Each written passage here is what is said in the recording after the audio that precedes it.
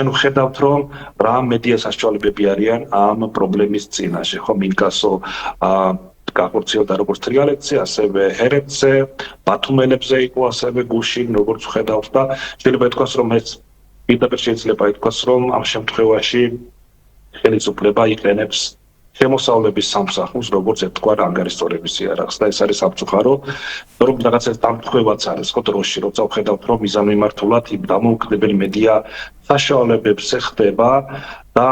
ასე ვთქვათ, ზეწოლა, რომლებიც უფრო ობიექტურად აშუქებენ მიმდინარე პროცესებს და სწორედ ეს შეიძლება იყოს საფუძველი იმის, რომ მათ წინააღმდეგ ასეთი ბერკეტები იქნა გამოყენებული. და აქ ოფიციალური მიზეზი შეიძლება ნამდვილად იყოს დავალიანება, მაგრამ ის რომ მიდგომა ხელისუფლებას მედიის მიმართ უნდა გქონდეს განსხვავებული, ანუ უნდა ეცადოს ყველა კონკრეტულ შემთხვევაში გაიგოს მდგომარეობა, მათ შორის ფინანსური მედია საშუალებების შეთავაზოთ თუნდაც სხვა და სხვა ათქო მექანიზმი იმისთვის, რომ ეტაპობრივად მოხდეს თუნდაც დაფარვა. ეს არის ის წესები, რომლებიც სტანდარტები, რომლებიც გამოიყენება ყველა ცივილიზებულ ქვეყანაში მედიასთან დაკავშირებით და აქ ჩვენ ვხედავთ, რომ პირდაპირ გასო და პირდაპირ შეიძლება იყოს რეპრესიული მექანიზმი იყო ამუშავებული და რაც ასევე ძალიან სამწუხაროა,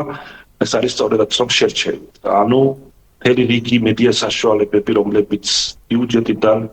სახელმწიფო ან მოქალაქეების მიერ გადახდილი ახევ და ფინანსდებიან და მათ აქვს დავალიანება სახელმწიფოსგან გაცილებით უფრო დიდი, ვიდრე თავშეთ ამ მედია საშუალებებს. ხო, ჩვენ ვხედავთ, რომ მათ წინააღმდეგ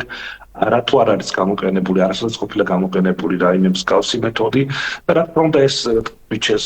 კითხვის ნიშნებს, რომ ეს არის რა თქმა უნდა შერჩევით კონკრეტული მედია საშუალებები ამოღებული, სწორედ ის მედია საშუალებები, რომლებიც არ ახმოვანებენ იმ პროპაგანდას და რეალურად უფრო ცდილობენ ისაუბრონ თავისუფალ თემებზე. სწორედ ამიტომაც არ არის თუნდაც იგივე ბიმედი, ხო, თუნდაც იგივე რუსთავი 2 ამ ბერკეტის ქვეშ მათ არ დაედოთ მიგასო, თუმცა მათი დავალიანება ბიუჯეტთან საკმაოდ დიდია, ხო, 17 და 25 მილიონი ლარის ოდენობა. და შეიძლება ითქვას, რომ ასე შედარებითაც კი ვერ შევადარებთ იმ თანხებს, რის გამოც ამ კონკრეტული მედია საშუალებების მიმართ ხო ბათუმელების, ტრიალეთის თუ ჰერეთის მიმართ იქნა გამოყენებული და ეს არის სამწუხარო, როცა შერჩევითი მიდგომა არის, რომ კანონი აკანონობს ყველასთვის, რომ ყველას რეალურად არ ეხება განაბრად და ამ კონკრეტულმა შემთხვევაში ძალიან ნათლად აჩვენა, რომ ეს არ არის რაღაც ფინანსური საკითხი ან დავა, რომელიც უნდა ასე ვთქვათ, კონკრეტულ კომპანიასა და სახელმწიფოს შორის გადაწყვეტს. ეს არის უფრო სხვა მიზეზი არის რეალურად ამის უკან. ეს კონტექსტიც სწორედაც რომ ამას აჩვენებს და ამის მცდელობას უფრო გავს, მით უმეტეს წინა საარჩევნოდ თუ რაღაც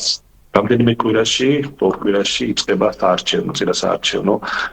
კამპანია 4 აგვისტოდან მუნიციპალიტეტებში, ადგილობრივ თვითმმართველობებში ახალი არჩევნებისთვის მზადება იწყება. ხომ ეს სხვა საკითხია, მონაწილეობს არ მონაწილეობს, მაგრამ ის რომ მედია განსაკუთრებით თვითმმართველობის არჩევნების დროს ხდება და ამ პერიოდში ხდება, წინა პერიოდში ხდება